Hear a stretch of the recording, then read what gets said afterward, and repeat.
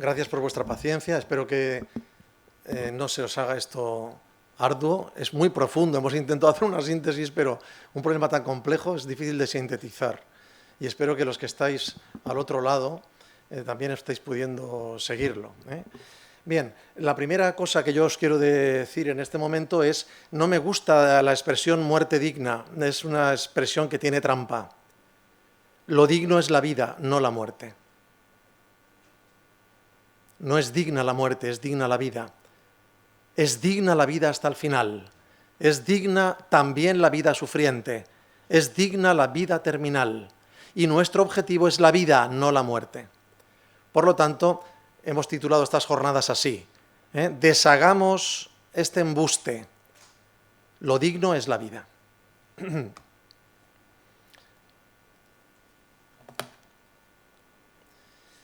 Cuando hablamos de la fase final de la vida, la fase dolorosa de la vida, la fase terminal, la fase incurable de la vida, tenemos miedo.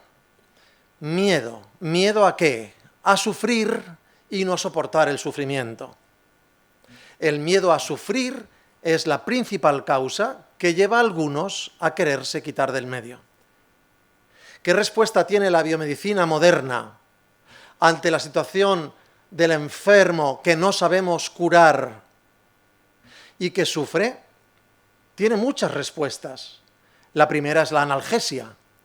Hoy tenemos herramientas desde la medicina para controlar el dolor.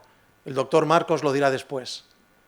Casi en la práctica totalidad de los casos. Controlarlo incluso recurriendo a la sedación. La sedación, que implica una pérdida de consciencia, reversible o no, según el grado de sedación, puede ser indicada cuando no somos capaces de controlar aquellos síntomas que escapan a los medios ordinarios.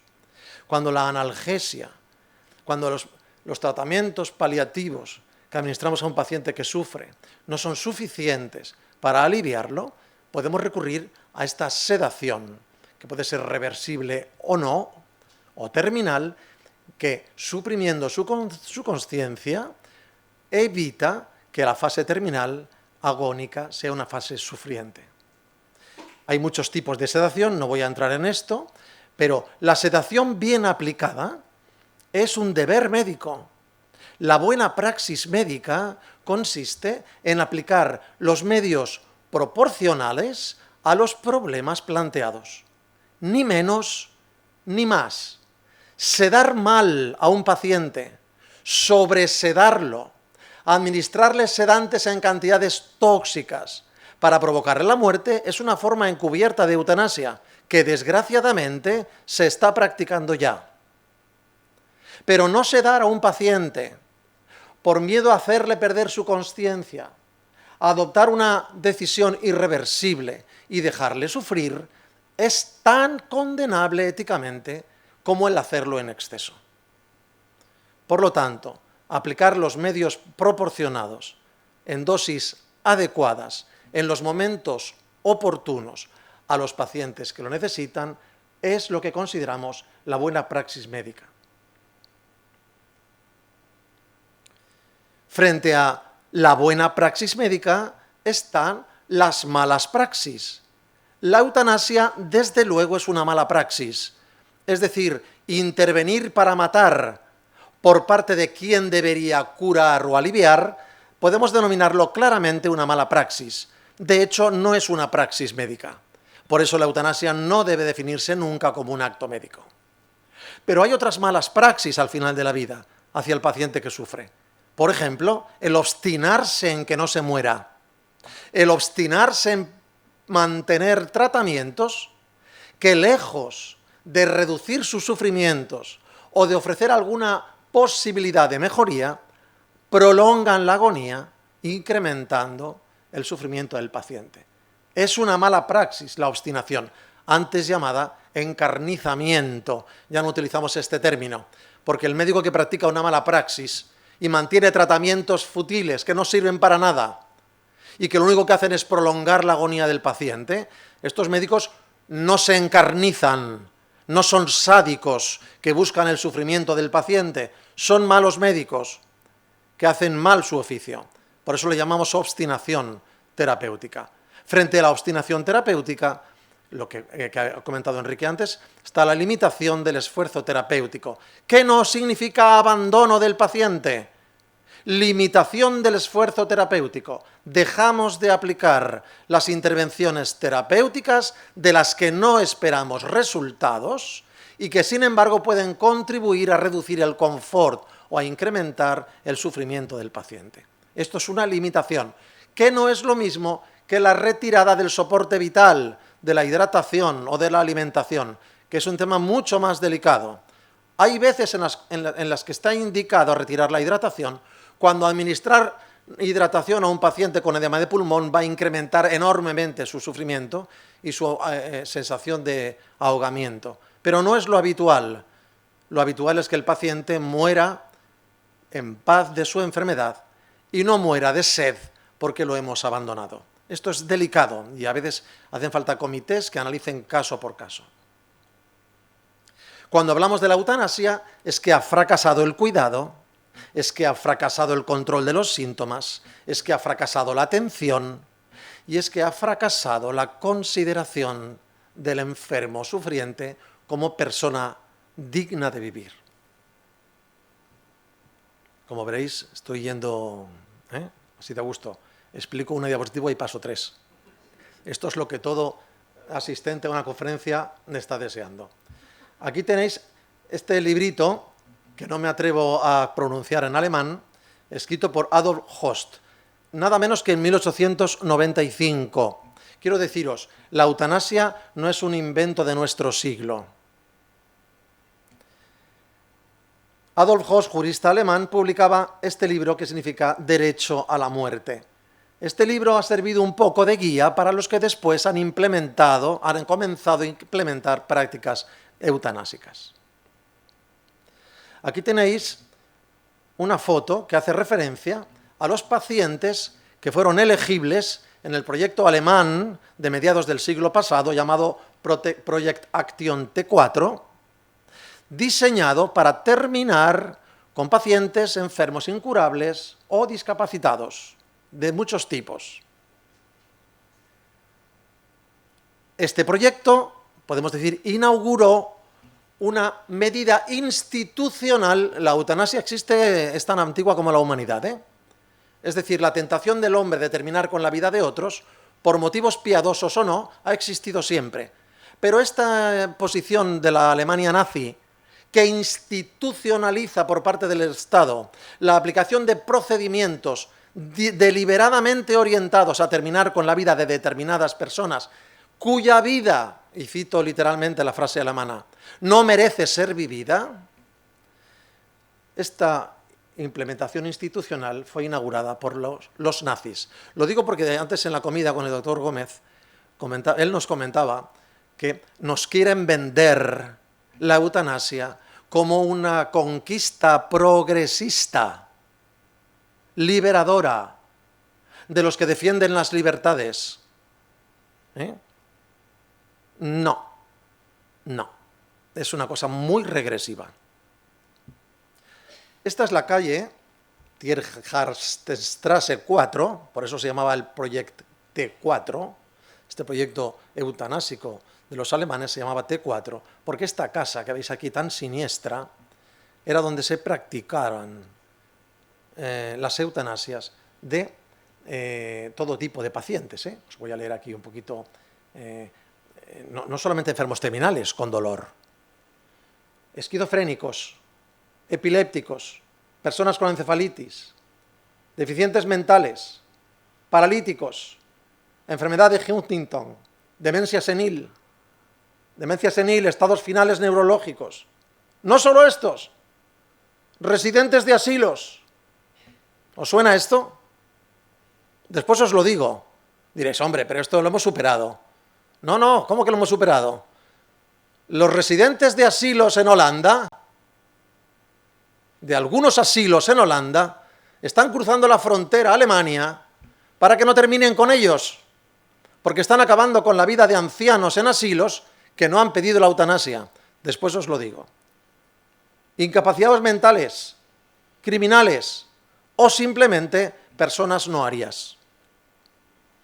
Aquí tenéis este cartel de la Alemania de la época, donde se explica que 5 marcos cuesta al día mantener a un discapacitado, exactamente 5,50, cuando por la misma cantidad de dinero podemos mantener una maravillosa familia aria con 3 niños preciosos. ¿Entendéis? Este señor, comprobando la eficacia de su Project Action T4 en la eliminación de los pacientes discapacitados, enfermos o incurables, ideó la aplicación de los métodos para la llamada solución final, y fue extendida la eliminación de los judíos, etcétera, que todos conocemos, la cuestión judía.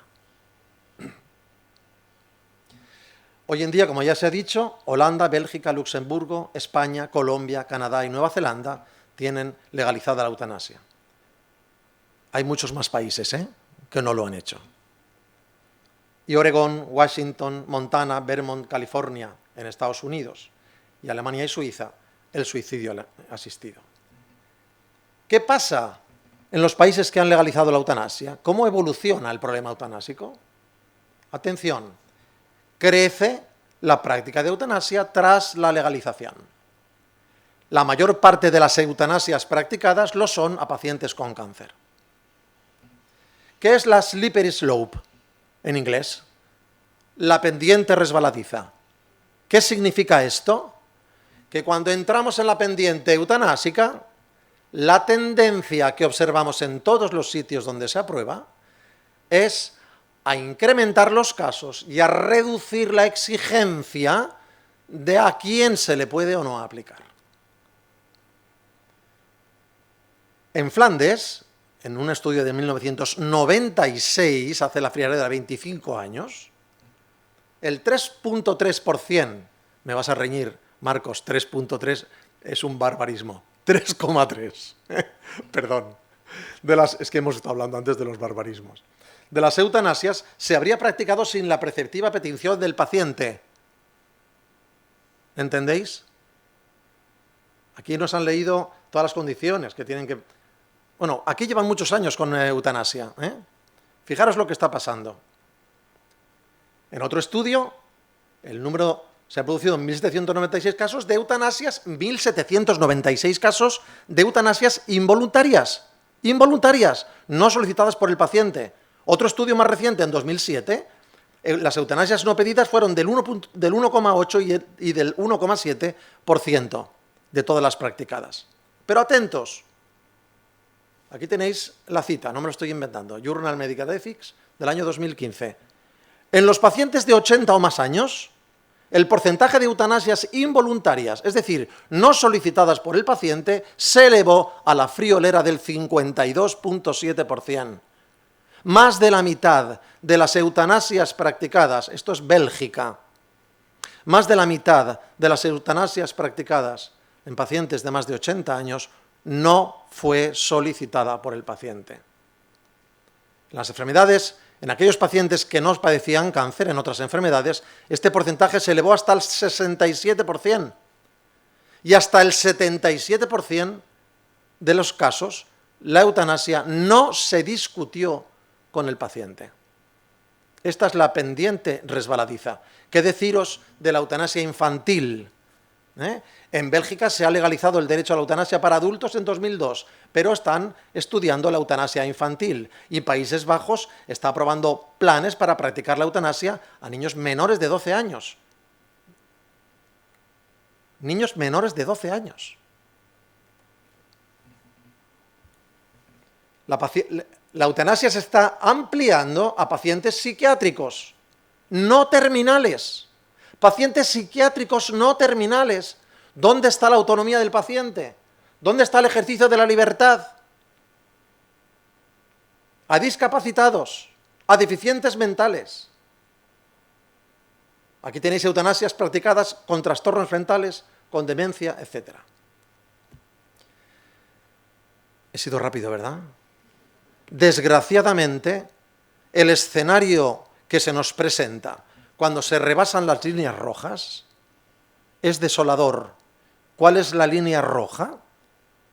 La línea roja es que alguien se arrogue el derecho de decidir quién vale la pena y quién no, quién debe vivir y quién no, en qué casos debemos conservar la vida y en qué casos debemos exterminarla.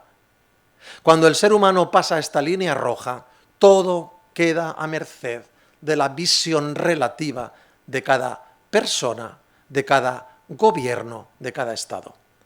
Este drama solo se combate reivindicando el derecho de cada persona a vivir, a ser atendido, a ser cuidado y a ser respetado como persona digna, válida, valiosa, no solo para él, sino para su entorno, en toda circunstancia.